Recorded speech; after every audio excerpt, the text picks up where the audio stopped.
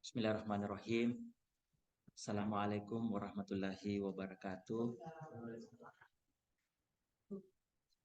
Selamat pagi, salam sejahtera untuk kita semua.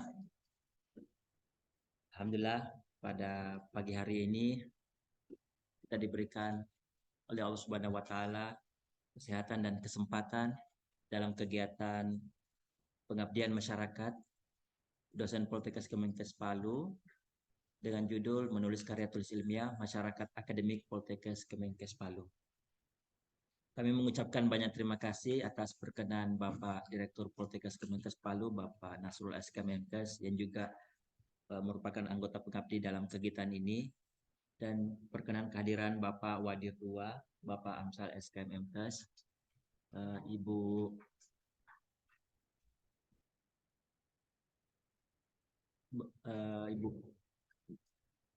Muli mana enggak? Belum datang. Ya, Bapak Ibu dosen dari jurusan kebidanan, dari jurusan kesehatan lingkungan, kemudian dari jurusan keperawatan, dari kesehatan lingkungan, dan saya sendiri dari gizi. Pertama-tama, ini adalah kegiatan pertama kita di tahun 2003 untuk kegiatan Pusat Penelitian dan Pengabdian Masyarakat. Pertanggal 2 kemarin kita sudah tanda tangan kontrak, dan Bapak Ibu yang akan berkontrak, kontraknya sudah siap.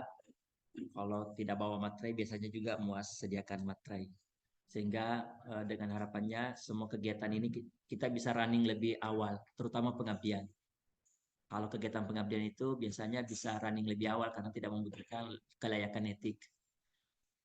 Terus pengabdian itu juga didukung dengan publikasi di Poltek kita Poltek kita Jurnal Pengabdian Masyarakat yang Sinta 3 itu ada yang publish bulan Januari. Sehingga kegiatan ini kami kontrakkan tanggal 2, kami laksanakan tanggal 4 dan 5, kemudian kami publish di posisi akhir Januari. Sehingga Februari sudah ada penyerapan anggaran untuk kegiatan pengabdian masyarakat. Jadi bulan 1 sampai 6 itu kita bisa selesaikan semua kegiatan pengabdian kita. Ini kami izin laporkan kepada Bapak Direktur untuk kegiatan pengabdian masyarakat itu sudah masuk semua judul di RKKL di Sakti. Besaran dananya sekitar 485 juta yang terdiri dari kegiatan pengabdian masyarakat 472, kemudian skema program kemitraan masyarakat 320 juta, kemudian skema program kemitraan wilayah PKW ada 1 judul, kemudian desa mitra sebanyak 108 juta. Ini ada beberapa judul juga. Sehingga kami berharap Bapak Ibu dosen dapat melaksanakan pengabdian ini di sesi bulan 1 sampai 6 supaya clear semua, dan ini saya rasa tidak susah, tidak sulit ya. Sebagai contoh, kami bisa laksanakan dalam jangka 1 minggu sejak 2023 ini kita bisa laksanakan. Demikian juga kegiatan yang lain. Mungkin juga mohon izin Bapak Direktur, sekiranya nanti ada dosen yang ingin melaksanakan pengabdian masyarakat agak jauh-jauh sedikit atau medannya berat, mungkin saya lihat dukungan sarana di Poltekkes sudah ada double cabin Hilux, itu mungkin bisa digunakan untuk kegiatan pengabdian masyarakat atau penelitian. Kemudian untuk kegiatan hari ini kami melaporkan kegiatan bersumber dana dari DIPA Poltekkes Kemenkes Palu sebesar 8 juta rupiah dengan jumlah peserta 41 orang, 3 sebagai mentor dan selebihnya adalah sebagai peserta. Kegiatan rencananya ini kemarin dilaksanakan 2 hari, tanggal 4 dan tanggal 5, namun bertepatan kemarin ada 3 kegiatan yang tidak bisa ditunda, maka kami buka di posisi tanggal 5 dan besok beririsan dengan kegiatan publikasi internasional yang juga sebagai ketua adalah Pak Direktur Pak Nasrul besoknya. Jadi ini ada 2 kegiatan. Pertama menulis artikel ilmiah di 4 dan 5, kemudian beririsan dengan publikasi internasional di posisi 6 dan 7, sehingga hari Sabtu pun kita mungkin masih tetap berkegiatan di ruangan ini. Kami laporkan bahwa output yang diharapkan dari kegiatan ini adalah dari 11 manuskrip yang dikirim, kami berharap 11 itu nanti dalam jangka 3 bulan ke depan sudah publish semua. Nanti kita akan arahkan bagaimana agar itu bisa terpublikasi dengan baik sesuai dengan jurnal target. Jadi kami juga berharap kita memiliki dana publikasi sebesar 360 juta. Dan 360 juta ini untuk 40 publikasi internasional yang kira-kira rata biayanya itu 9 juta. Namun jika misalnya ada yang lebih rendah atau ada yang lebih tinggi, intinya adalah output 40 jurnal internasional ini dapat tercapai di tahun 2023. Dan kami melihat dari histori 2018 sampai 2022, ternyata Bapak Ibu dosen jika ada anggarannya itu bisa publish, Pak. Itu nggak publish kalau nggak ada anggarannya. Sehingga kita coba dulu di awal itu 100 juta, kemudian 48 juta, kemudian 35, terus ditambah revisi 42 juta. Ternyata itu maksimal bisa terserap. Kalau di penelitian bisa saja ada beberapa, setiap tahun itu ada saja satu penelitian yang tidak terlaksana, 1 atau 2 penelitian. Tetapi kalau publikasi duitnya habis masih ada yang mau kasih masuk. Itu selalu jadi kucuran deras publikasi 360 juta ini mudah-mudahan bisa mendongkrak posisi kita Bapak di posisi Sinta yang saat ini Sinta. Artinya yang tertinggi itu Semarang, kedua Jakarta 3, kemudian kita Palu. Itu dulu dana 100 juta, kita 100 juta 48 juta. Tapi dengan 360 saya kira ini bisa kita kejar di posisi kedua. Kalau Semarang karena memang dosennya banyak, lebih 300. Jadi kalau kita mau lawan Semarang, kekuatan kita yang 113 harus dikali 3. 3 kali lebih kuat daripada Semarang. Kalau mau kejar Semarang. Tapi saya kira itu bisa, yang jelas targetnya mungkin bisa jadi kedua setelah Semarang. Dukungan publikasi ini luar biasa untuk tahun ini Bapak. Terima kasih banyak Bapak Wadir II. Terima kasih banyak. Ini mudah-mudahan hasilnya nanti lebih baik lagi.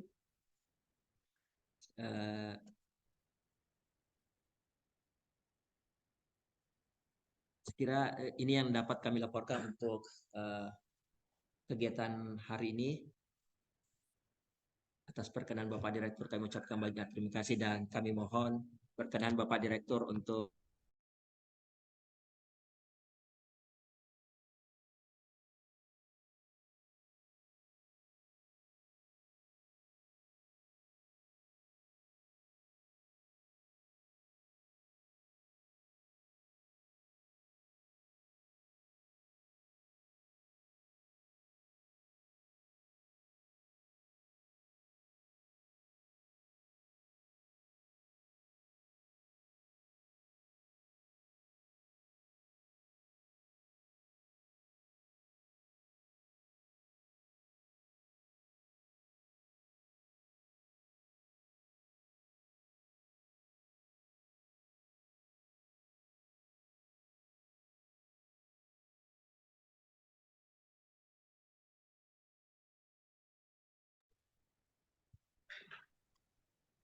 ya.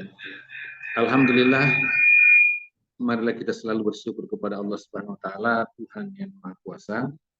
Karena pada pagi hari ini kita bisa melaksanakan kegiatan lebih awal dari tahun-tahun sebelumnya.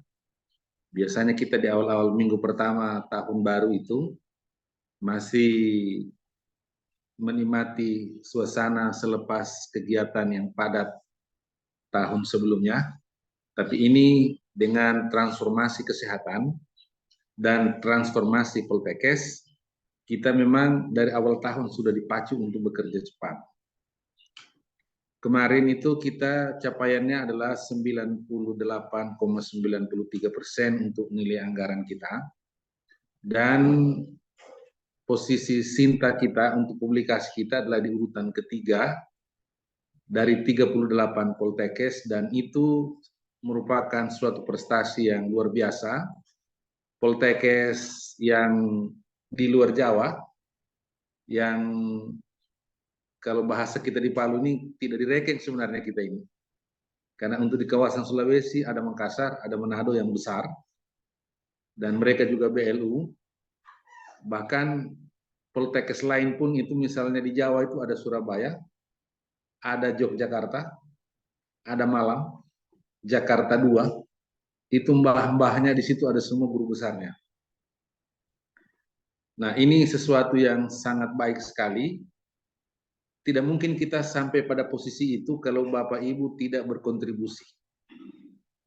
Dan prestasi ini bukan karena direkturnya saya atau Pak Fahmi yang kepala pusat penelitiannya, tapi karena kinerja kita seluruhnya sehingga menghasilkan daya ungkit seperti itu.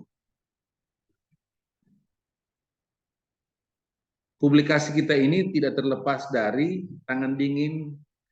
Kalau dalam sepak bola itu kita punya dua penyerang yang sangat hebat saat ini di Poltekkes Palu. Jadi striker kita itu ada Lionel Messi-nya itu Pak Fahmi, dengan Mbappe-nya itu mungkin Kadar Ramadan. Tidak bisa kita pungkiri bahwa dua orang ini teman kita yang luar biasa, dan spirit mereka itu saya harus memberikan pujian kepada kita semua, sangat membantu kawan-kawan semua, dan tidak pelit dengan ilmu yang mereka miliki, dan mau berbagi. Semangat seperti ini saya minta ke kita semua, untuk kita lebih perhatikan lagi ke depannya, bahwa memang seperti itulah sebaiknya kita dalam pengelolaan pendidikan, tapi tidak bisa juga hanya mengharapkan mereka. Karena saya masih sempat lihat ada sebagian kawan kita yang diserahkan itu adalah bukan ringkasan hasil penelitiannya yang akan dipublish sesuai dengan pedoman kita antara 8 sampai 12 halaman. Tapi satu laporan, pokoknya silakan, tinggal tugasnya Pak Fahmi, Pak Kadar untuk membonsai. Nah, ini jangan sampai lagi terjadi.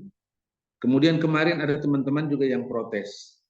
Kenapa dananya sebesar itu tidak semua dapat?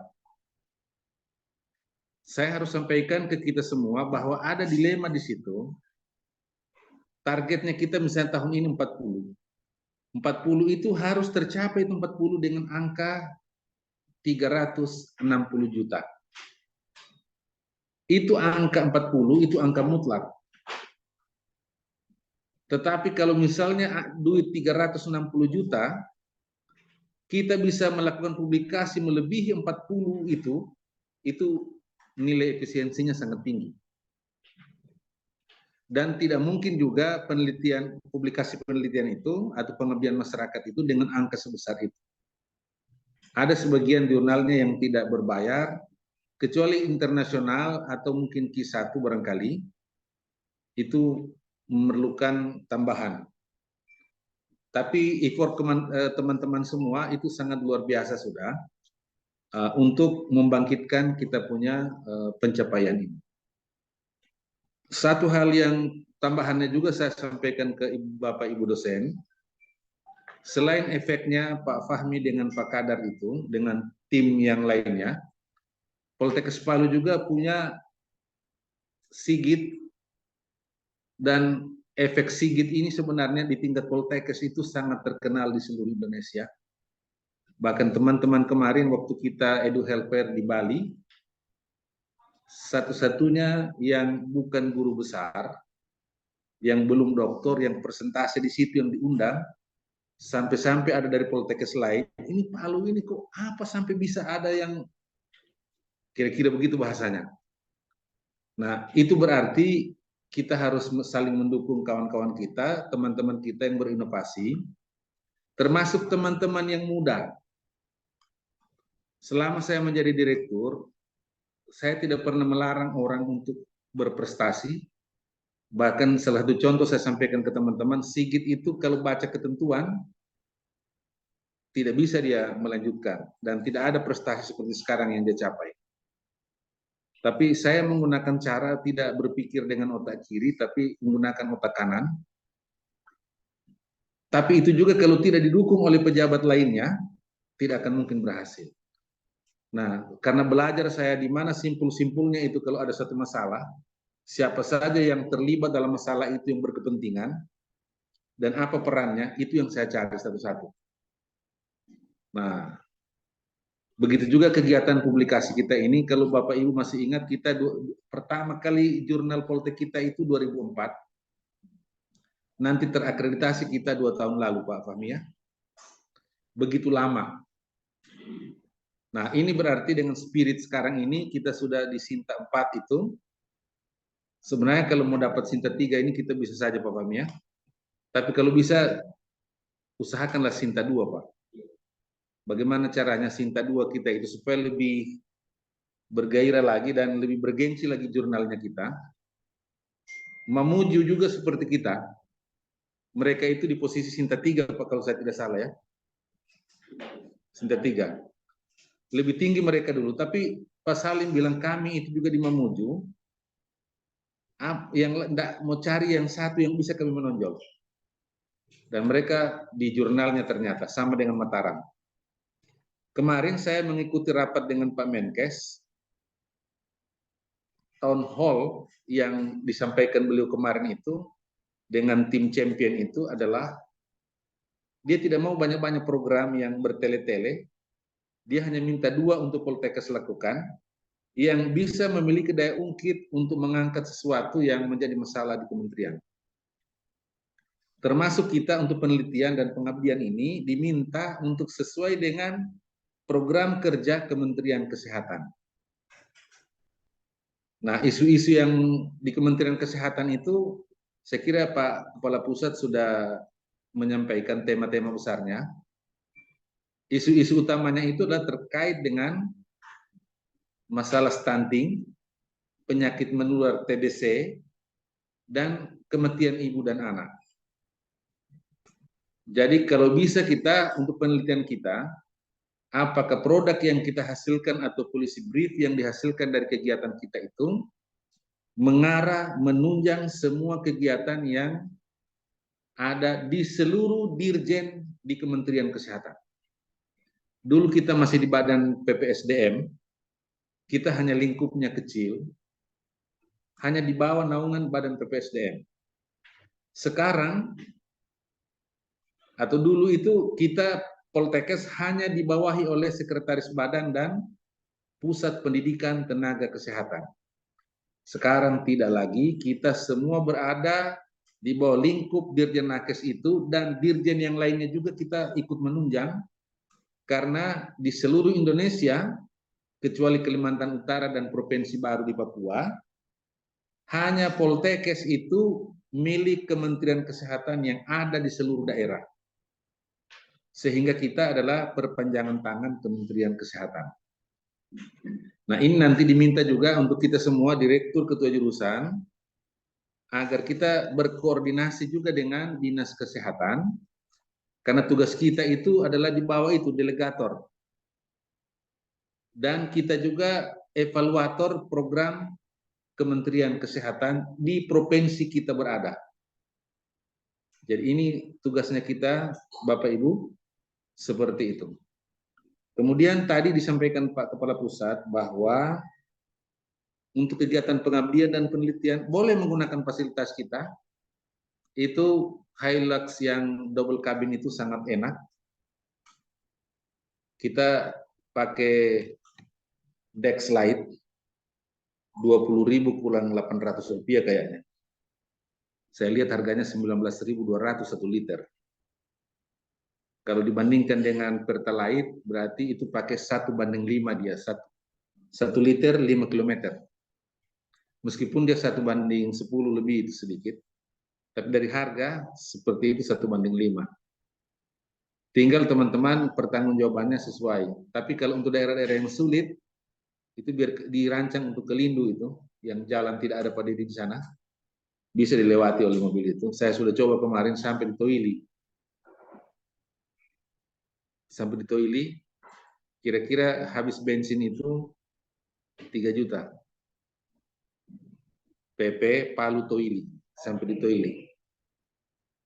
Jadi bisa kita gunakan, dan terkait dengan mungkin ini barangkali coaching klinik barangkali ini juga ya, untuk publikasi kita di jurnal nasional, saya kira ini kesempatan yang sangat baik sekali.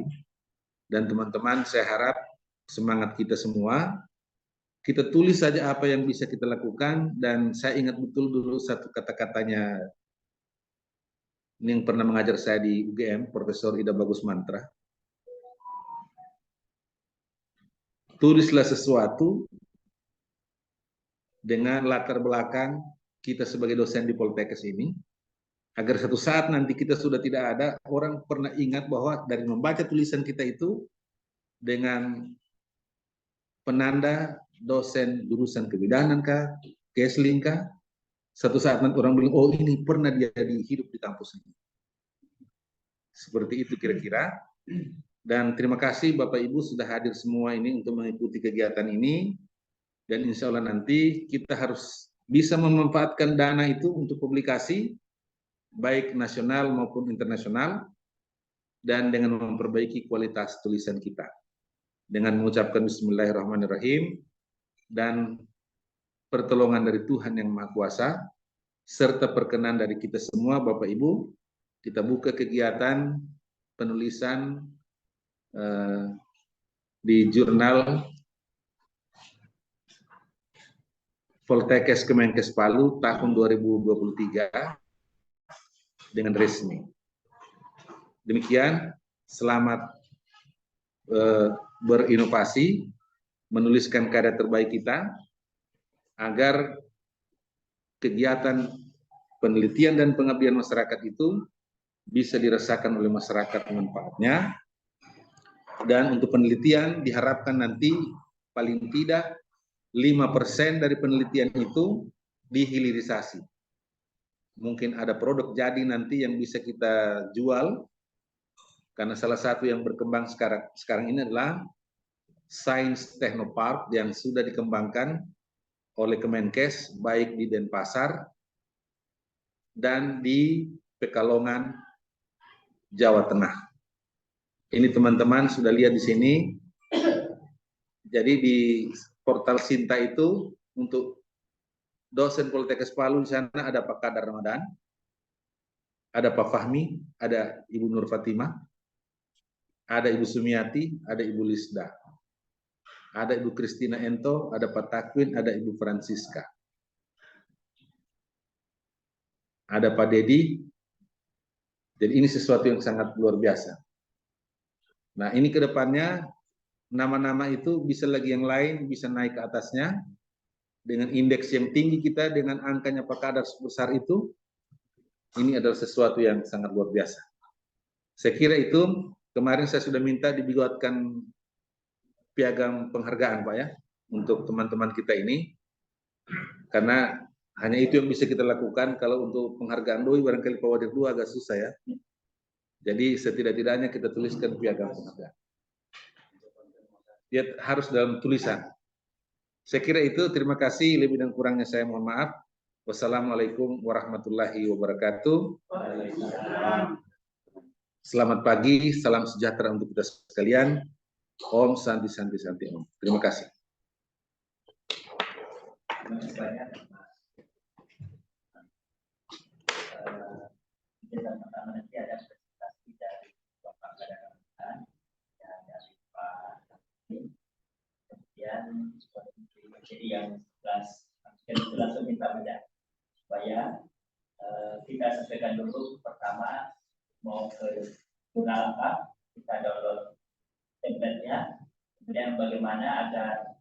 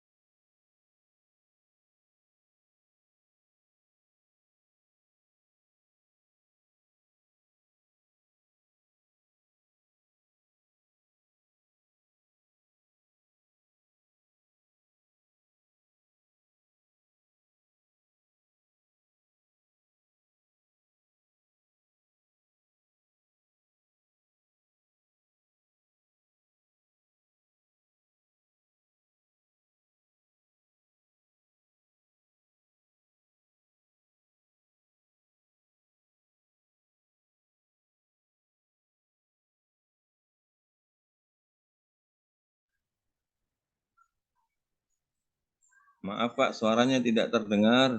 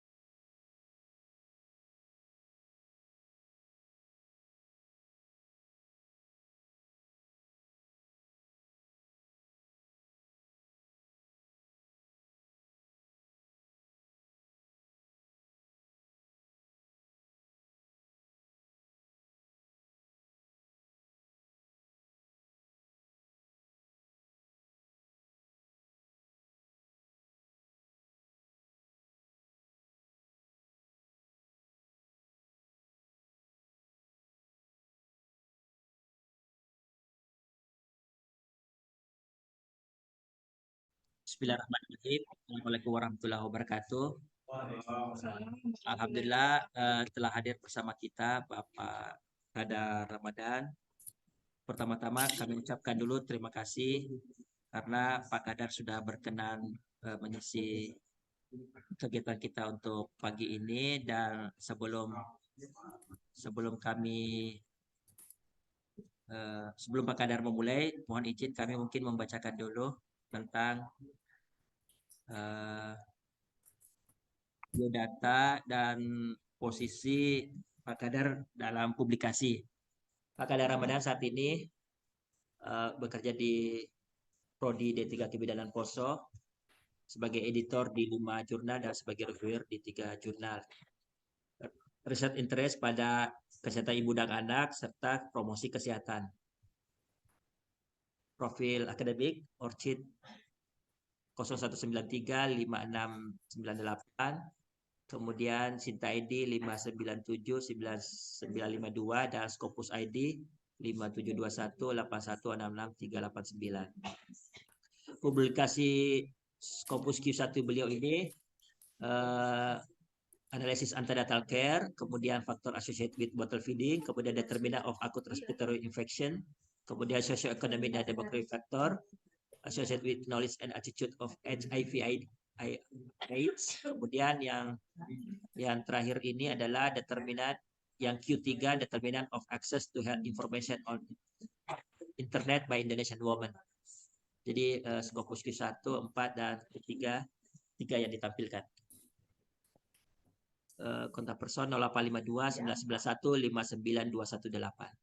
Sekira ini pengantar dari kami. Kami mohon perkenan Pak Kadar untuk berikan materi tentang publikasi artikel selama 45 menit, Pak. Disilakan dengan hormat. Terima kasih Pak Fahmi. Assalamualaikum warahmatullahi wabarakatuh. Selamat pagi, salam sejahtera untuk kita sekalian. Yang terhormat Bapak Direktur,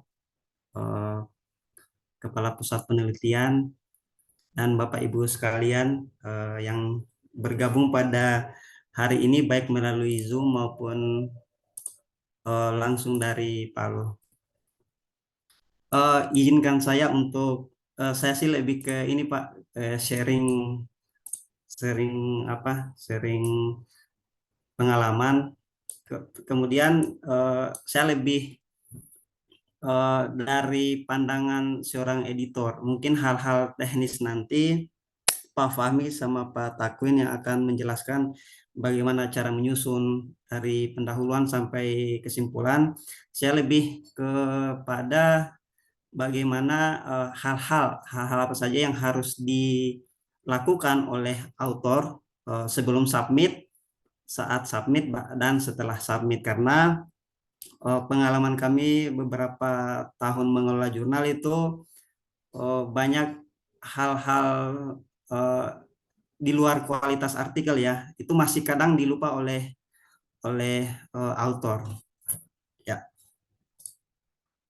Nah, ini adalah Bapak Ibu beberapa hal yang harus kita perhatikan sebagai penulis jika ingin misalnya mau submit artikel pada sebuah jurnal. Ya, hal pertama yang harus kita miliki adalah ya tentu kita harus memiliki naskah ya. Jadi entah itu naskah penelitian maupun pengabdian masyarakat. Kemudian kita jurnal saat ini banyak Bapak Ibu, baik yang dikelola dengan baik ataupun yang submit sekarang 2-3 hari sudah publish ya. Jadi kita harus berhati-hati.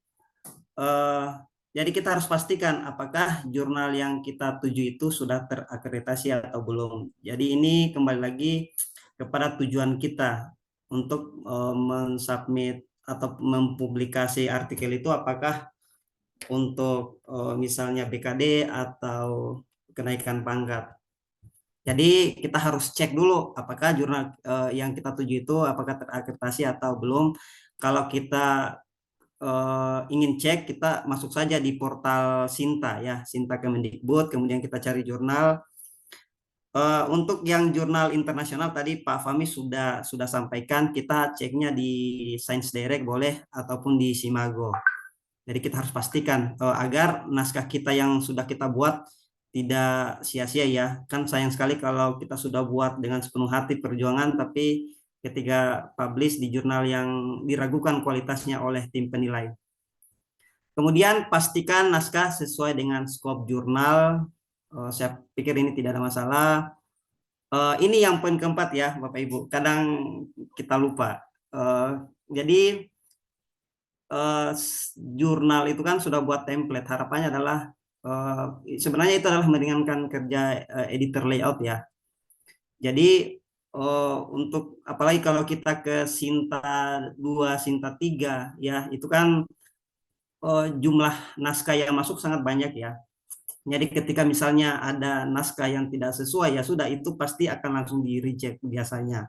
Kecuali kalau kita ke Sinta 5 atau Sinta 4 itu kadang masih bisa dimaafkan ya. Tapi kalau Bapak Ibu mau ke Sinta 2 misalnya untuk yang kebutuhan lektur kepala, itu pastikan artikel itu sudah sesuai dengan template. Jadi sebelum kita mensubmit, kita harus baca dulu petunjuk penggunaan, petunjuk penulisan, misalnya berapa jumlah huruf, 200 sampai 2000 sampai 4000 kah, kemudian abstraknya berapa jumlah kata, itu hal-hal sekecil itu harus tetap kita perhatikan agar naskah kita itu bisa diteruskan ke ini ya, ke reviewer.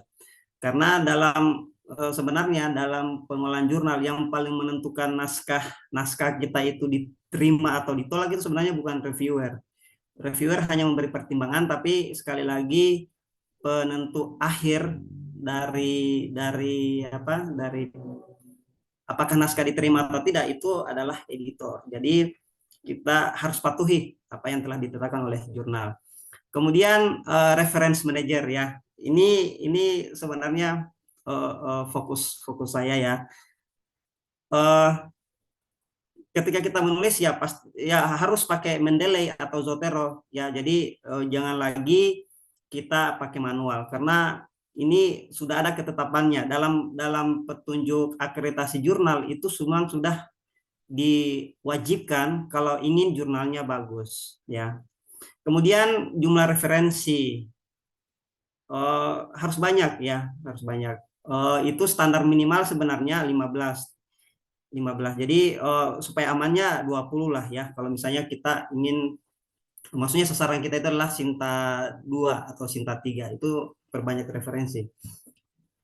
Kemudian berikutnya adalah referensi di atas 80% itu dari artikel jurnal ya.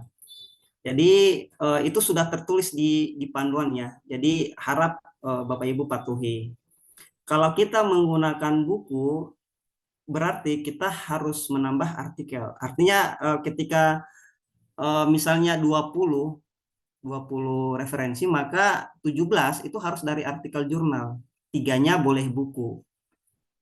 Ya, karena proses jadi alasannya kenapa? Karena katanya kalau artikel jurnal itu proses reviewnya itu kan agak ketat ya. Bahkan sekarang minimal dua reviewer Bahkan untuk jurnal-jurnal bereputasi bisa sampai 5 reviewer. Jadi di situ ada proses komunikasi antara author dengan reviewer, dengan editor ya, apa hal-hal yang diperbaiki sehingga isinya bisa lebih baik ya. Kalau buku ada juga prosesnya tapi tidak seketat proses review jurnal artikel. Kemudian pastikan referensi update. Nah, ini yang kadang jadi ini ya, jadi yang diprotes. Kenapa sih harus 10 tahun terakhir? Ya, bahkan ada jurnal 5 tahun terakhir, ya. Jadi sebenarnya ini kita bisa berkomunikasi dengan editor. Kalau memang apa yang teori atau yang kita kutip itu memang tidak ada di jurnal-jurnal terbaru misalnya, itu tidak masalah sebenarnya. Kita bisa sampaikan kepada editor. Namun sebenarnya ada penelitian misalnya tentang stunting ya, itu kan sangat banyak, bahkan kalau stunting misalnya untuk mencari dalam 1 tahun terakhir saja itu bisa ratusan penelitian tentang itu ya, antenatal care dan lain-lain. Tapi untuk kasus-kasus khusus itu dibolehkan. Kemudian similarity check. Nah, ini juga kita sudah berlangganan Turnitin tapi penggunanya masih sangat rendah ya. Paling yang pakai itu yang pengelola jurnal atau yang sering menulis. Nah, ini juga semoga mungkin nanti kita bisa buat pelatihan bagaimana sih cara cek ini ya, cek similarity. Jadi bukan plagiat tapi similarity. Jadi kita harus pastikan apa yang kita tulis itu tidak sama dengan tulisan orang lain. Nah, ini sebenarnya perlu kita ini ya, bukan hanya dosen sih, mahasiswa pun kita harus kita sosialisasikan bagaimana cara ini menggunakan similarity check. Ini kita berlangganan sampai 31 Mei 2023. Nah, ini saya dengar kabar tidak akan diperpanjang lagi karena tingkat utilisasinya di Poltekkes itu sangat rendah ya. Jadi rugi, Kemenkes sudah bayar miliaran tapi penggunaannya tidak ini rendah ya. Oke, jadi itu Bapak Ibu untuk sebelum submit ya. Jadi hal-hal ini sebaiknya kita patuhi. Kemudian saat submit. Nah, ini pertama ya kita harus memiliki akun OJS ya. Nah, ini ada kasus beberapa ya. Jadi yang harusnya mensubmit itu adalah koresponden author ya. Ada kasus disubmit oleh penulis lain, artinya koresponden author itu adalah yang berkomunikasi dengan editor maupun reviewer. Harusnya yang memiliki akun atau yang mensubmit itu adalah akunnya koresponden author ya, atau penulis author, terserah kesepakatan dari penulis. Jangan yang submit penulis 3 tapi koresponden autornya penulis 1 atau penulis 2, itu sebenarnya tidak boleh. Jadi kalau misalnya Bapak Ibu kita mau jadi koresponden autor, kita butuh bantuan orang, maka gunakan akun kita, jangan pakai akunnya orang lain, karena ini kadang terjadi kesalahan di naskahnya. Koresponden autornya adalah penulis 1, tapi di OJS-nya, di websitenya penulis 3. Karena kalau kita tidak teliti, ketika kita masukkan metadata itu yang keluar di ini adalah otomatis yang memiliki akun yang jadi koresponden autor. Jadi ini harap dipastikan. Kemudian semua penulis dimasukkan. Ini kadang kita hanya yang submit yang memasukkan nama ya, padahal di OJS itu ada add contributor ya. Jadi kalau 5 penulis maka ketika kita submit kita masukkan abstrak, penulis yang 4 itu harus dimasukkan juga ya, namanya, kemudian alamat email, afiliasi, seperti itu. Berikutnya sangat dianjurkan Bapak Ibu memiliki ORCID. Jadi ORCID itu adalah semacam tanda pengenal bagi peneliti, NIK lah ya, kayak nomor induknya inilah peneliti atau dosen. Jadi sebaiknya Bapak Ibu memiliki ORCID. Sehingga ini biasa bagi Bapak Ibu yang namanya banyak kesamaan, itu kalau kita memiliki ORCID sangat ini ya, sangat membantu agar tulisan-tulisan kita itu langsung masuk ke akun kita. Ya, jadi ini pada saat submit yang poinnya adalah metadata ya Bapak Ibu. Pastikan namanya benar ya, karena ini di OJS itu misalnya Google Scholar ya, ada beberapa tanya kenapa nama saya tidak muncul di Google Scholar ya.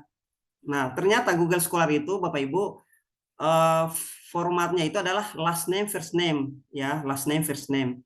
Jadi sering kejadian yang hanya nama satu suku kata ya itu tidak muncul di ini, di ketika terindeks Google Scholar itu tidak muncul. Makanya kalau misalnya namanya maaf Pak Aminuddin ya, jadi harus dimasukkan 2 kali di family name sama first name Aminuddin sehingga ketika terindeks itu tidak ada masalah ke Google ini ya, ke Google Scholar. Kemudian yang terakhir adalah setelah submit kita harus rutin cek ini ya, cek di OJS jurnal Poltekkes Palu itu ada masalah di email, di sistem email. Jadi Bapak Ibu jangan mengharap kalau ada review atau revisi ada informasi ke email, itu tidak akan masuk karena bermasalah sistem emailnya. Ini kemarin waktu di install itu nggak tahu ada masalah di cPanel ya. Ini kemarin saya coba komunikasikan sama Ibu Stevi ya. Semoga ada jalan keluar sehingga setiap perkembangan di OJS itu tersampaikan lewat email. Kemudian segera lakukan perbaikan jika ada review ya. Jadi kalau ada review ya paling lebih cepat respon lebih bagus ya. Itu editor sangat senang. Jangan 3 bulan baru direview. Nah ini di apa diperbaiki. Jadi seperti itu. Jadi hal-hal seperti itu misalnya cepat respon terhadap perbaikan itu editor jadi nilai plus ya. Jadi biasanya harusnya ditolak ya karena diperbaiki ya bisa dipertimbangkan ya. Kemudian jangan menghapus komentar. Nah ini sebaiknya jadi kan review itu ada komentar-komentar ya. Misalnya apa yang diperbaiki itu sebaiknya sebisa mungkin kita jangan hapus. Atau kalaupun terpaksa hapus itu di highlight hijau. Kenapa? Itu memudahkan editor atau reviewer memeriksa kembali ya. Kalau misalnya Bapak Ibu hapus itu editor bingung ya ini apa yang diperbaiki. Karena dia hari-hari pasti banyak menerima naskah sudah lupa apa yang diperbaiki, kemudian reviewer juga sudah lupa sehingga ya seperti di review ulang ya. Jadi kalau ada naskah ada komentar itu jangan dihapus sebisa mungkin jangan. Kalau dihapus maka kita highlight warna kuning ke warna hijau untuk menandakan bahwa itu sudah diperbaiki ya. Jadi membantu editor untuk cepat mengambil kesimpulan apakah naskah ini diterima atau harus direview ulang seperti itu.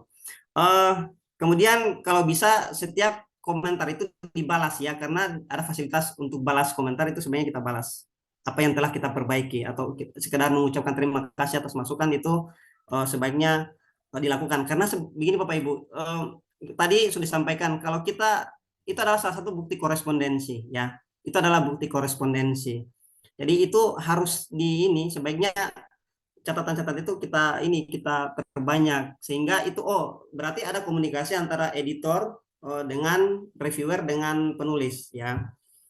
Nah karena gini yang bikin malas biasa memperbaiki adalah komentarnya banyak sekali ya sebenarnya gini kalau ada komentar banyak Bapak Ibu jangan khawatir ya karena gini dalam penilaian akreditasi jurnal makin banyak komentar itu bagus ya artinya reviewer dianggap bekerja tapi kalau hanya ini sudah oke atau tata tulis yang dikomentari itu nilainya rendah.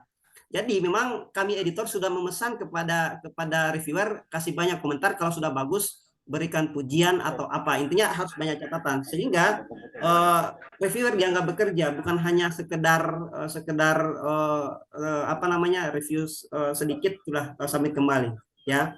Jadi intinya adalah kalau kita mendapatkan seperti itu jangan berkecil hati perbaiki saja ya. Intinya adalah editor mau melihat proses ya. Pokoknya kalau belum sempurna kan pasti akan dikembalikan. Intinya adalah respon kita cepat dalam menanggapi hasil review. Kemudian jika ada hal yang ditanyakan, kalau kita tidak punya kontak, maka kita bisa gunakan review discussion. Di situ kita bertanya, di situ kita bisa menyangga misalnya, ini kenapa banyak referensi di atas 10 tahun misalnya. Disitulah kita bisa berkomunikasi dengan reviewer, dengan editor, bahwa kita kemukakan alasannya. Kenapa akhirnya kita tetap memasukkan referensi yang tahun 2008 misalnya, atau 2007. Ya.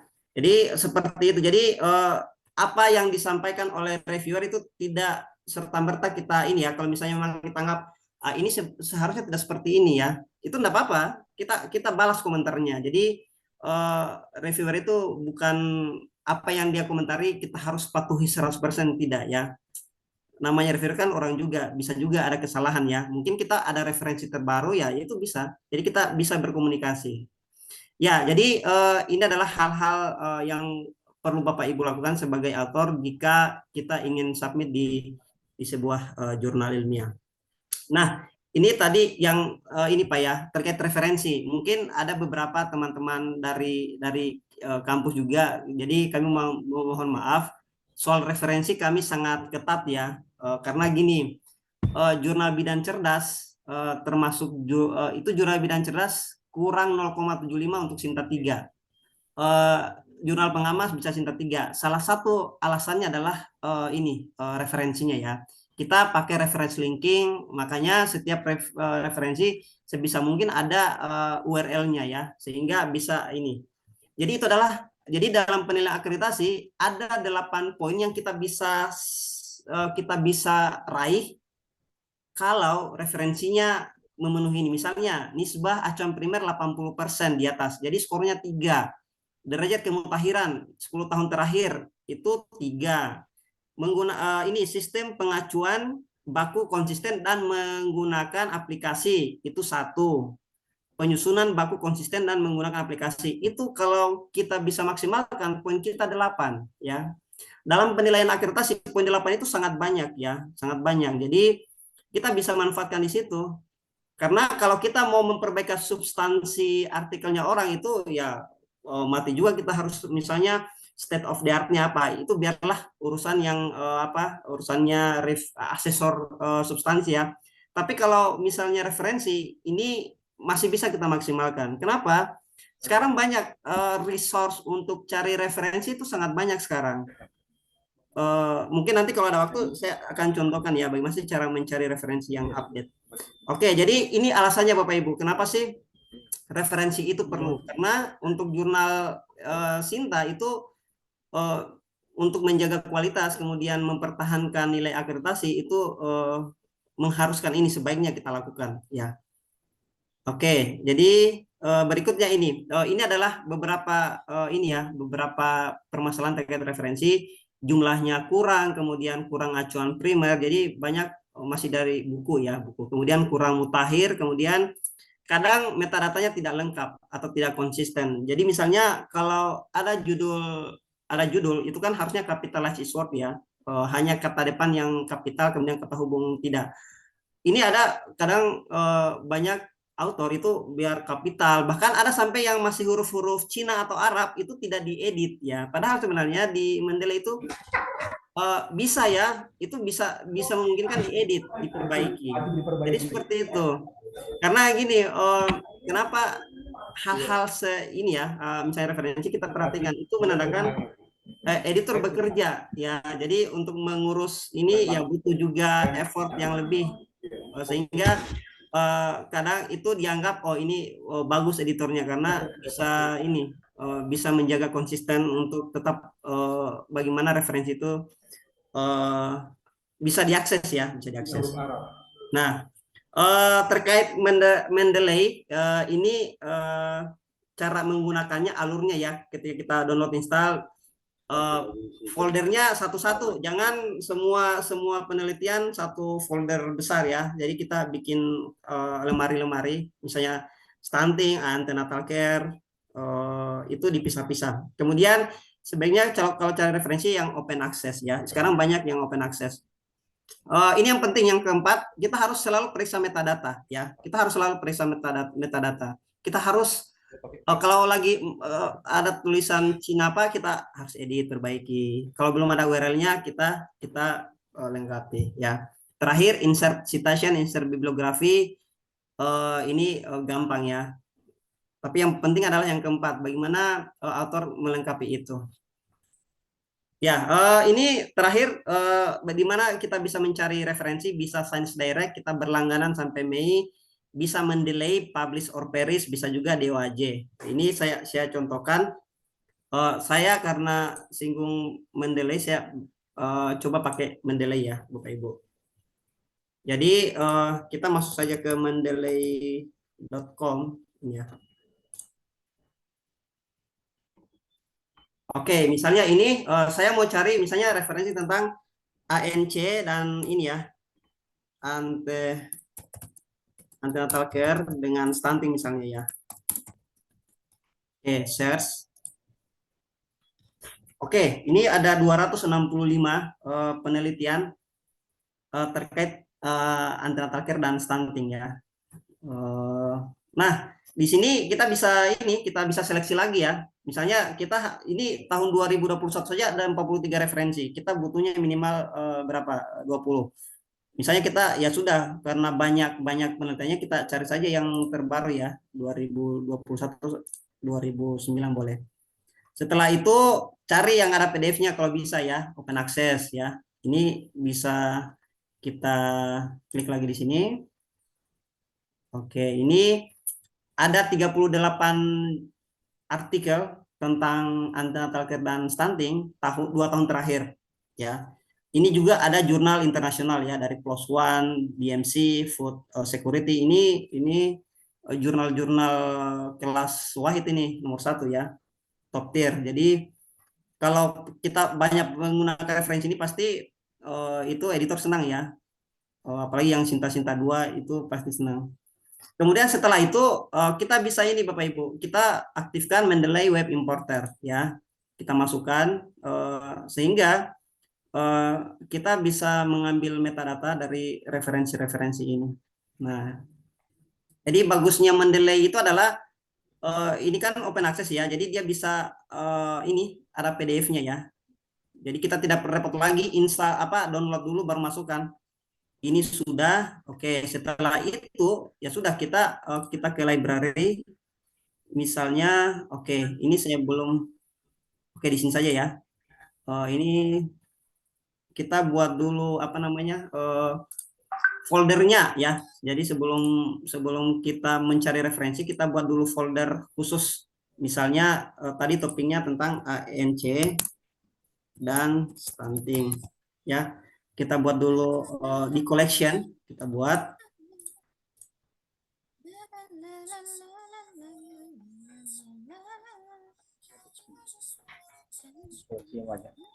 Oke, ini sudah ANC. Kemudian kita kembali lagi ke sini ke antenatal care. Oke, ini kembali ya. Ini ada 10 artikel. Ini ada PDF-nya, ini sementara dicari. Kemudian kita oke. Ini berarti kita masukkan ini. Setelah itu sudah ada, maka ini kita cari. Oke. Mana tadi? Oke, belum ada ya. Oke, saya simpan di sinilah, di luar saja ya. Kemudian kita add referensinya. Oke, ada beberapa yang ini ya. Ini belum selesai tadi dicari, makanya gagal. Nah, tadi ini ya. Oke, ini sudah berhasil, maka kita bisa cek di sini. Oh, kok tidak diingat ya.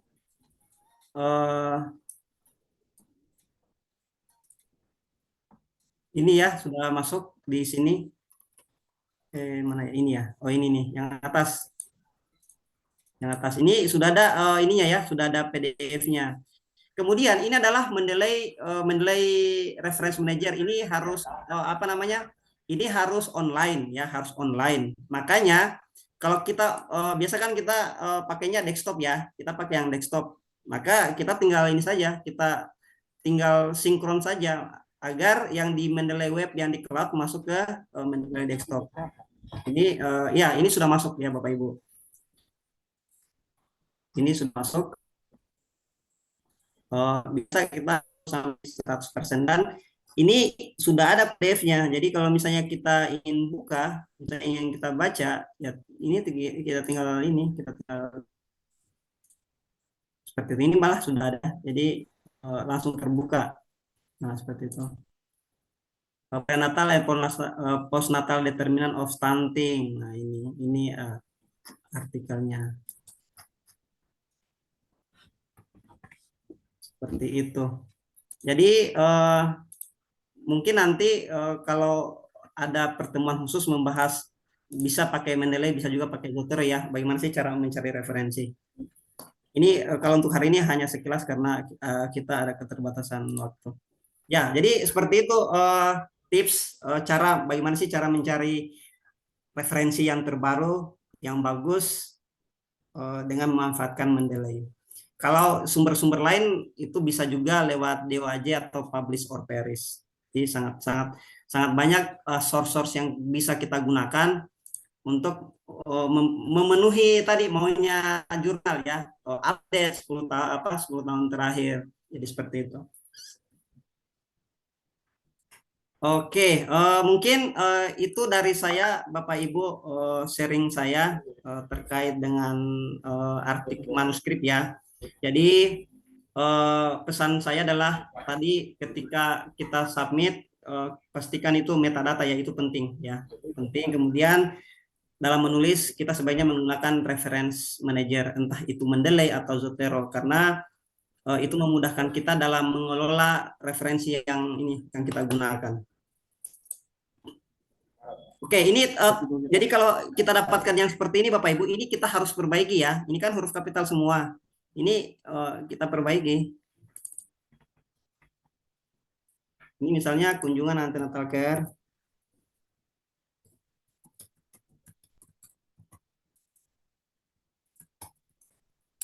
Antenatal care dengan stunting pada anak usia 24 sampai 36 bulan. Oke. Kemudian ini jurnalnya sudah ada, halamannya sudah ada. Ini doi-nya sudah ada atau URL-nya ya. Jadi seperti itu kira-kira cara ini ya, cara agar referensi yang kita gunakan seperti ini maunya editor.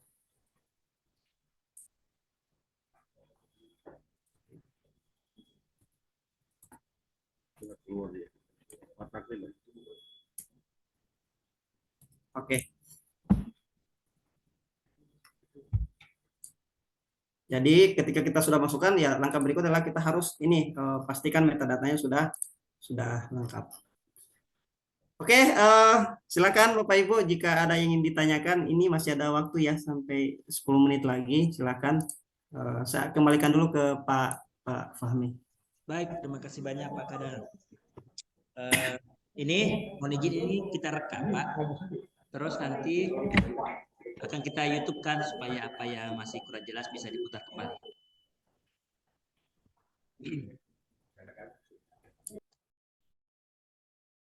Baik, selanjutnya narasumber kita yang kedua, Bapak Takwin. Bapak Takwin, Nurse Takwin, Sarjana Keperawatan Magister Kesehatan, IMB MP. Beliau adalah dosen di Prodi D3 Kebidanan Politeknik Kemenkes Palu dengan interest riset di bidang ilmu biomedik. Index 1, Google Scholar 5, IDIS Scopus, dan peringkat afiliasi ke-7 dari 120 autor di Politeknik Kemenkes Palu. Pengalaman mereview 2 jurnal pada 60 naskah, kemudian jumlah artikel nasional internasional 7 dan jumlah artikel nasional 15. Kami berikan waktu 1 jam untuk Bapak Takwin untuk menyajikan materinya terkait dengan publikasi artikel ilmiah. Dengan hormat disilahkan. Ya, bismillahirrahmanirrahim. Assalamualaikum warahmatullahi wabarakatuh. Waalaikumsalam. Alhamdulillah, yang saya hormati Bapak Direktur, Bapak Wadir, Bapak Kapus, para kajur, para keprodi, dan teman-teman dosen yang berbahagia pada siang hari ini. Perkenalkan saya menyampaikan materi tentang praktis menulis artikel ilmiah. Kelihatan yang di Zoom ya? Sudah Pak, sudah.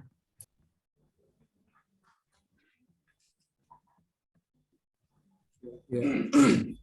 Kemudian di bagian belakang nama saya ini ada yang aneh ini, ada CM, B, MP. Saya nggak tahu juga apa artinya itu. Cuma dengar-dengar pernah mengikuti pelatihan pijat bayi, bukan pijat ibu ya, pijat bayi.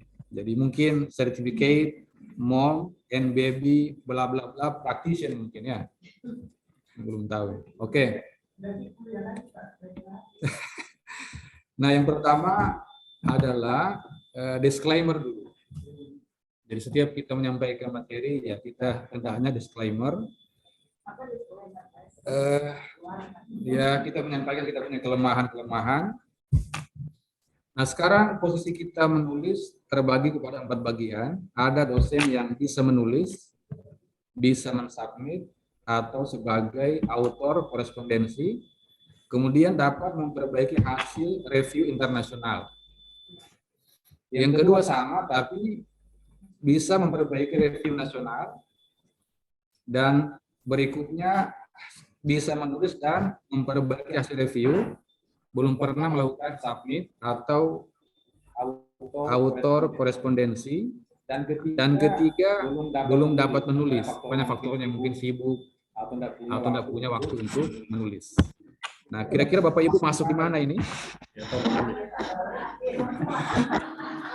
Ya. Jadi disilakan mengoreksi diri masing-masing di mana kita berada dan bisa kita tingkatkan secara perlahan-lahan dengan kita senantiasa mengikuti kegiatan-kegiatan pelatihan menulis. Nah, yang pertama, bagaimana kita menyiapkan naskah atau manuskrip artikel ilmiah jurnal. Jadi sekali lagi tergantung kepada template masing-masing jurnal. Nah, umumnya itu katanya bukan katanya, jumlah kata 2.000 hingga 4.000 kata. Jadi setiap penulis hendaknya melihat di Word-nya paling bawah itu kan ada jumlah kata di situ. Jadi jangan sampai kurang dari 2.000 dan melebihi 4.000. Nah, selama ini pengalaman kami mereview belum pernah itu menulis di bawah 2.000 kata. Yang ada itu melebihi 4.000 kata. Bahkan pernah kita review itu melebihi 5.000 kata. Jadi bisa kita bayangkan bagaimana kemampuan dia menulis sehingga katanya melebihi 5.000. Nah, di bawah 1.000 kata biasanya kurang ide, melebihi 4.000 kata banyak sekali idenya. Yang kedua, patuh pada template jurnal. Ini penyakit juga ini. Jadi kita memberitahu mahasiswa, ini kamu tidak ikut template ya?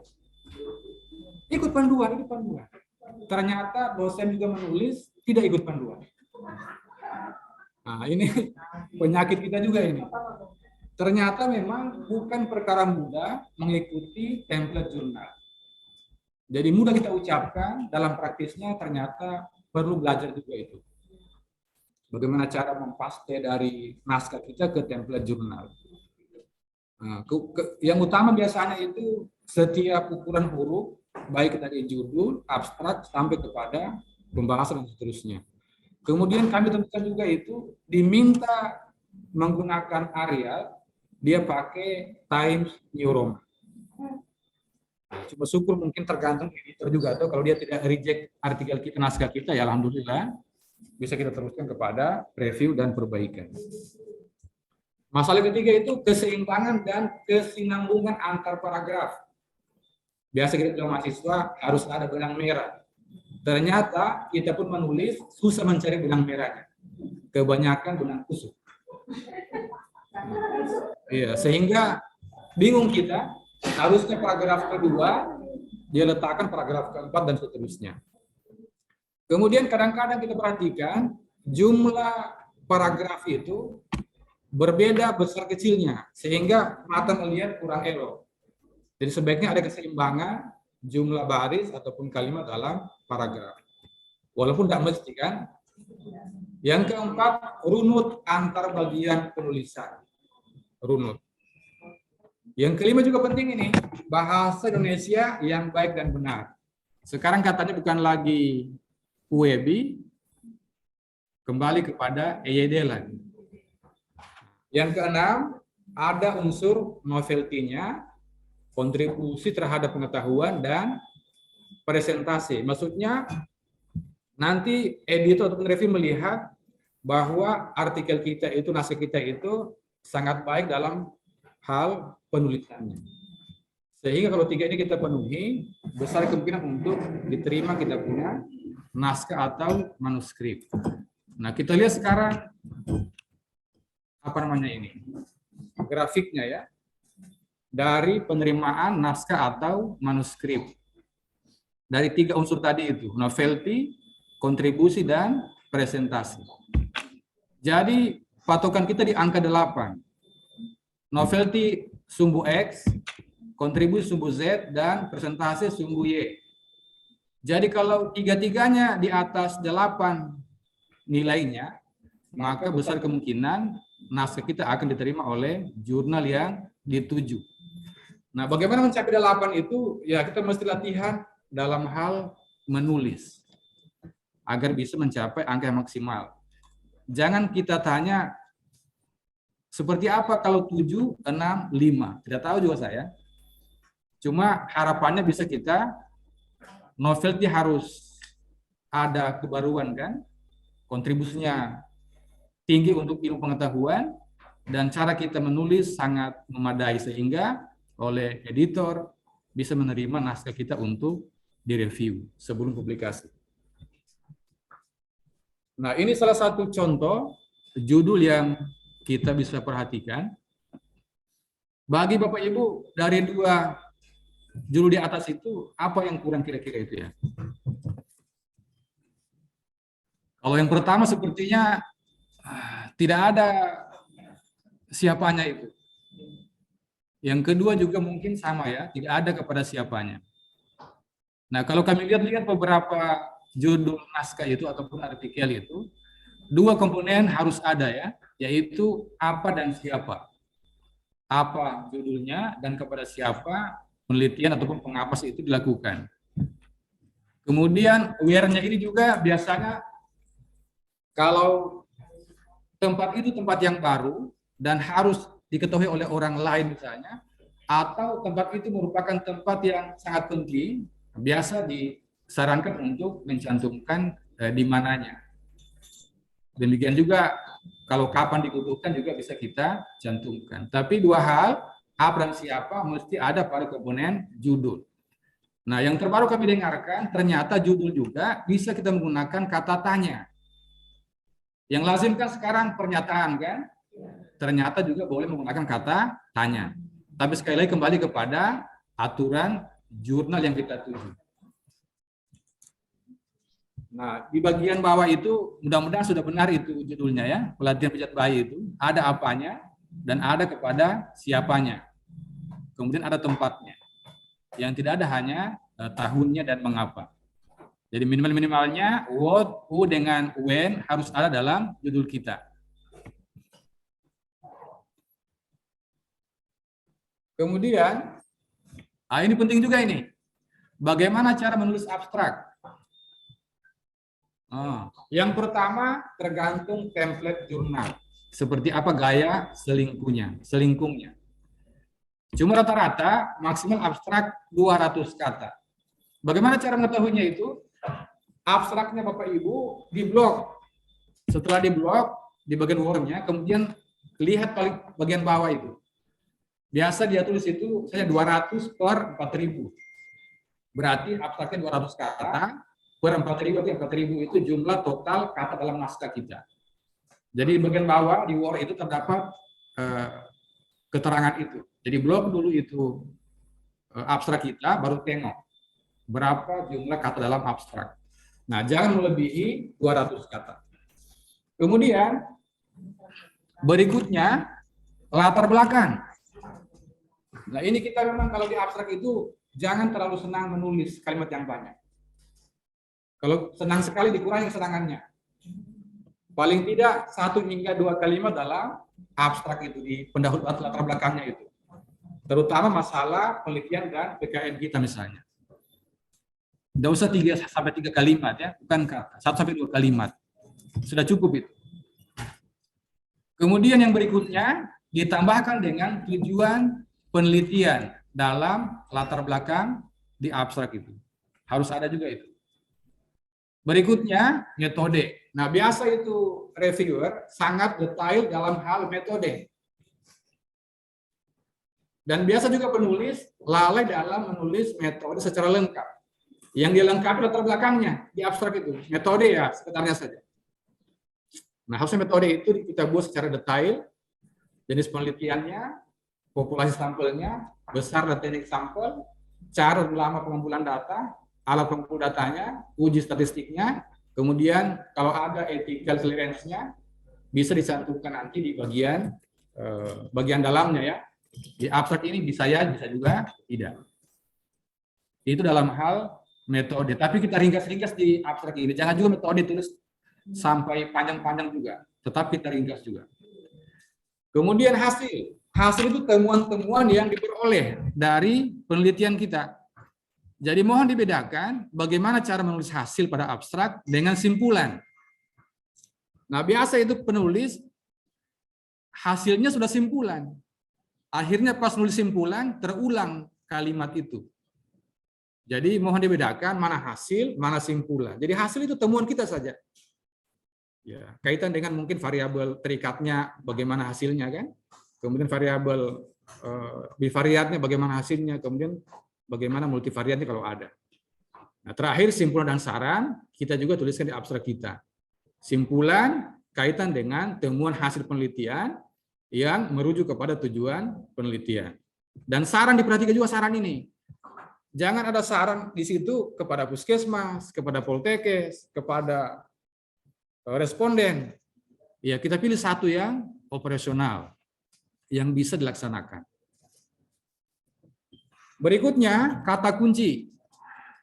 Nah, pernah kami menemukan kata kunci itu, kata kunci 1, kata kunci 2, kata kunci 3. Itu dia tidak hilangkan dalam template. Nah, harus hilang itu. Yang kita isi adalah kata kunci yang sesuai dengan naskah kita. Kata kunci 3 sampai 5 kata. Setiap kata tidak melebihi 3 frase. Ya, jadi boleh satu kata, maksudnya satu rangkaian itu 2 kata. Bisa juga sampai 3 kata misalnya. Nah, itu tentang abstrak. Mudah-mudahan tidak kenapa-kenapa ini ya. Baik, kita pindah ke, nah, sudah ini contoh abstrak ini. Ya, kalau kita lihat abstrak sangat sederhana abstraknya ini. Ini yang internasional yang sudah discontinue ini. Background, tujuan, metode, kemudian hasil dan kesimpulan. Di bagian kiri itu ada kata kunci di situ, tidak kelihatan. Kemudian ini abstrak dari jurnal kita sendiri ini. Jadi tidak melebihi 200 kata. Disertai dengan kata kunci.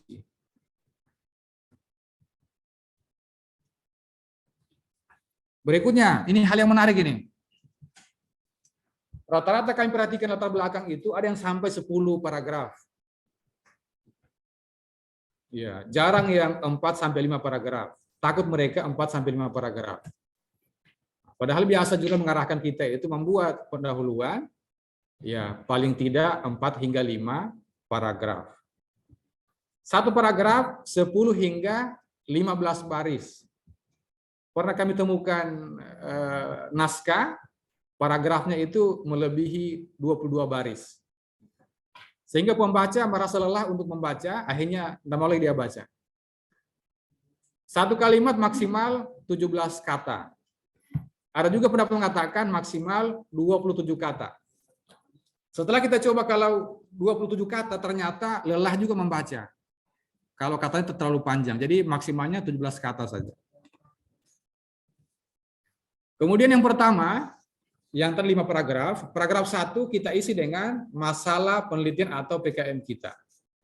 Bisa besarnya masalah, bisa penyebabnya apa, dampaknya seperti apa.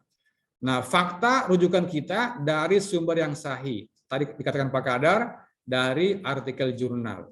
Minimalnya 80%. Kemudian, di paragraf 1 itu kita tampilkan di situ, kesenjangan dengan kondisi ideal. Bisa menggunakan data-data. Rujukannya juga sahih rujukannya. Nah, paragraf 1 kita sebut dengan master of paper. Apa artinya itu ya? Iya, pokoknya intinya inti katanya itu ya. Kalau bahasanya YouTube itu ahlinya ahli. Intinya inti, core of the core. Jadi itu paragraf 1 itu, master of paper. Paragraf 2 yang kita tulis apa yang sudah dilakukan oleh peneliti-peneliti lain atau peneliti sebelumnya. Mengacu kepada tulisan kita pada masalah di paragraf 1 itu. Rujukan pun harus mutakhir. Nah, paragraf 2 itu membangun state of the art. Setelah saya cari-cari, apa artinya itu ya? Ternyata artinya canggih. Ya, ini biasa kalau kita lihat di review Simlit Tapkes itu, ada kata-kata ini yang kita temukan itu. Dia bilang, di naskah tidak ada state of the art-nya. Berarti kurang canggih kita punya bahasa, atau apa, bukan bahasa. Kurang canggih kita punya tulisan dalam pendahuluan ya, atau kurang update juga bisa ya. Ya. Itu paragraf 2. Paragraf 3, apa yang luput dari peneliti-peneliti sebelumnya? Kita berikan kritikan ilmiah. Kan banyak variabel yang dia teliti misalnya toh. Nah, apa yang belum dia teliti misalnya. Nah, itu yang kita sampaikan di situ. Yang kita kenal dengan gap of knowledge. Jadi ada kesenjangan dalam penelitian sebelumnya dengan yang akan kita buat penelitian saat ini, paragraf 3. Nah, paragraf 4, apa gagasan kita, solusi yang kita tawarkan, apa tujuan atau target yang ingin dicapai, dikenal dengan novelty. Novelty ini bisa macam-macam novelty ini.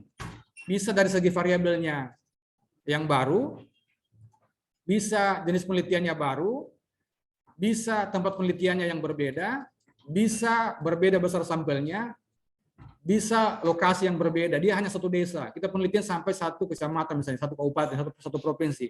Tentu itu novelty juga.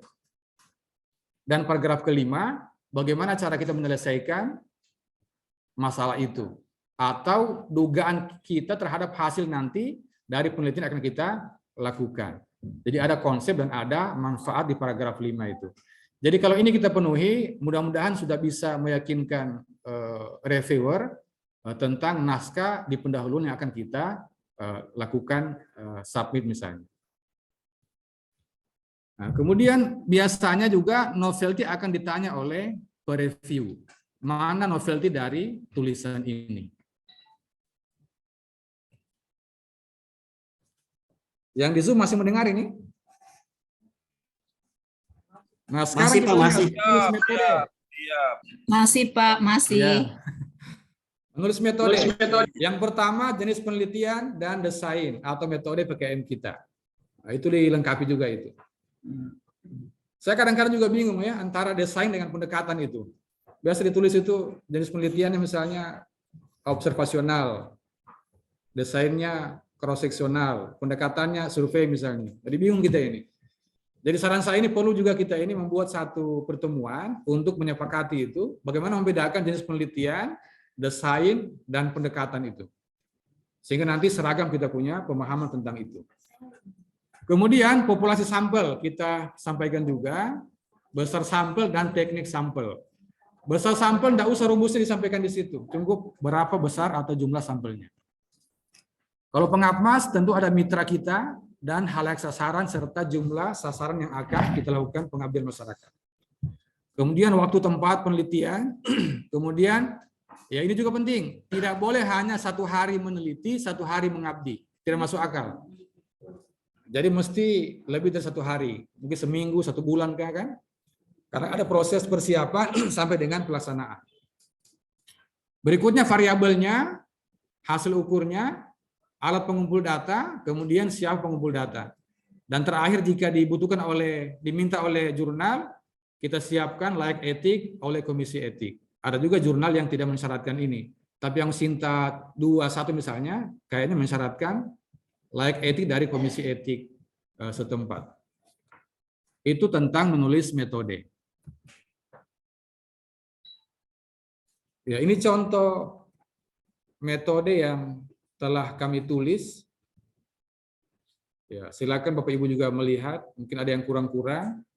Yang pertama itu jenis penelitiannya ada, kemudian tempatnya di Wani, kemudian pada bulan Desember 2021, kemudian siapa sampelnya, bayi 0 hingga 3 bulan, kemudian dua kelompok, 35 responden, kemudian selama 1 bulan, dan seterusnya. Paling bawah itu ada komisi etik dari Etik Poltekkes Palu. Jadi review biasa akan meminta detail metode ini, supaya mereka yakin bahwa benar-benar metode ini nanti menyebabkan hasil penelitian kita itu bisa diakui atau diyakini oleh mereka. Jadi tidak boleh kita sepelekan dalam hal metode, harus detail di situ. Kemudian menulis hasil. Nah, ini penting juga ini. Beberapa kita temukan naskah itu banyak sekali tabelnya dalam hasil itu. Padahal bisa kita gabungkan. Nah, biasa penulis pemula itu misalnya usia ibu 1 tabel. Kemudian pekerjaan ibu 1 tabel.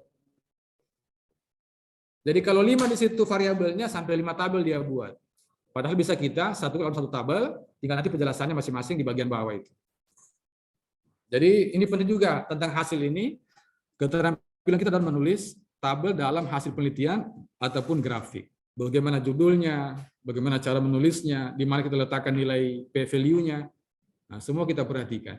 Nah, untuk mudahnya, buka artikel teman-teman misalnya atau para penulis yang sudah ada. Bisa kita menjelajah ke Q1, ke Q2, Q3, Q4, atau ke Sinta 1, Sinta 2, Sinta 3, Sinta 4. Kemudian lihat bagaimana cara mereka menulis hasil penelitian, tabelnya mungkin ataupun grafik-grafik mereka. Dari sana kita belajar untuk kita tulis dalam naskah kita. Kemudian menulis pembahasan. Jadi penelitian adalah bertujuan untuk mencari. Nah, hasilnya tentu temuan baru kita. Ya, hasilnya temuan baru kita. Nah, bagaimana membahas itu? Membahas adalah apa yang kita interpretasikan dari hasil temuan kita itu. Itu yang pembahasan itu. Dan biasa diminta jangan mengulangi kalimat ataupun hal-hal di hasil diulang ke pembahasan. Ya, di hasil ada angka-angka, ada p-value, ada. Jadi jangan kita ulangi lagi di pembahasan. Kalau mahasiswa menulis itu, dia tuliskan di situ H0 ditolak, HA diterima dalam pembahasan. Nah, sebaiknya jangan seperti itu. Jadi kita interpretasi temuan kita dari hasil penelitian kita, itu yang pertama. Yang kedua, komparasikan dengan temuan penelitian sebelumnya. Ya, kita bandingkan. Kemudian yang berikutnya, apakah ada temuan-temuan baru? Nah, kalau ada temuan-temuan baru, tentu kita akan tuliskan cerita baru dari kita, misalnya kan dari penulis. Ada juga nanti argumen baru dari penulis. Kenapa seperti ini, kenapa seperti begitu. Itulah temuan-temuan baru.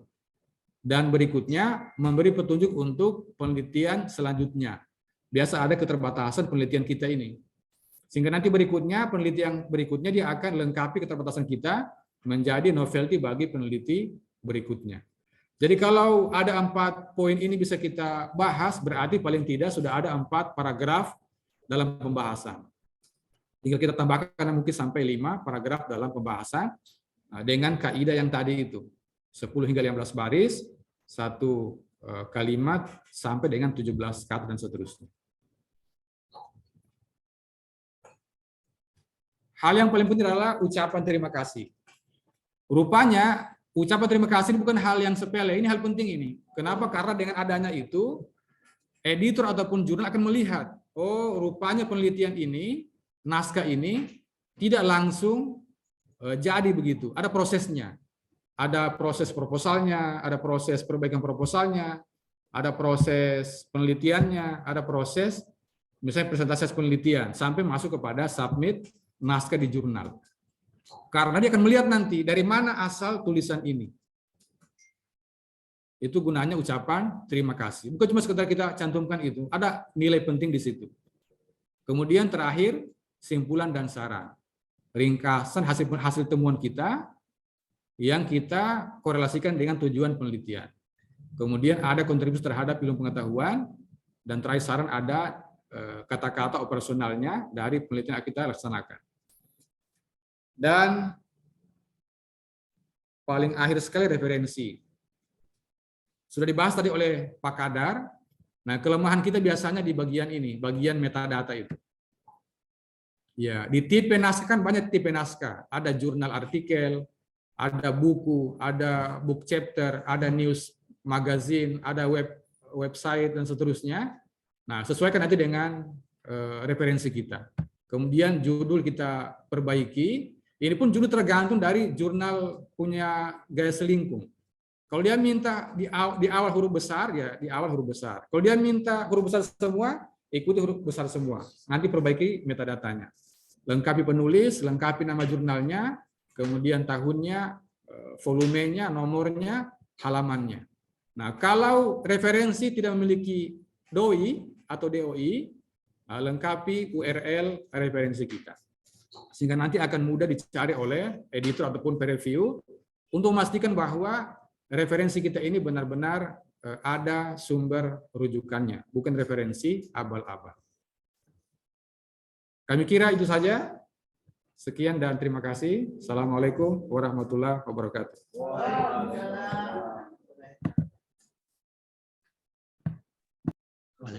Waalaikumsalam warahmatullahi wabarakatuh.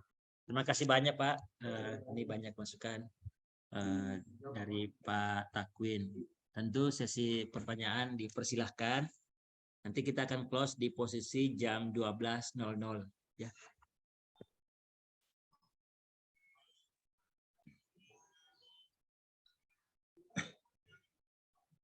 Mohon izin, Pak Takwin mau bertanya.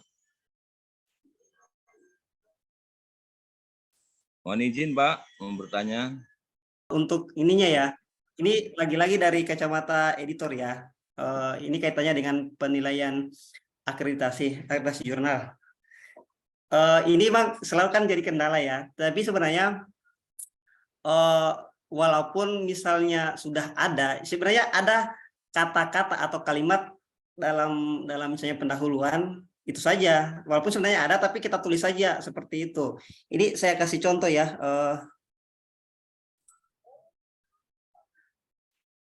Oke, ini apakah bisa kelihatan? Halo.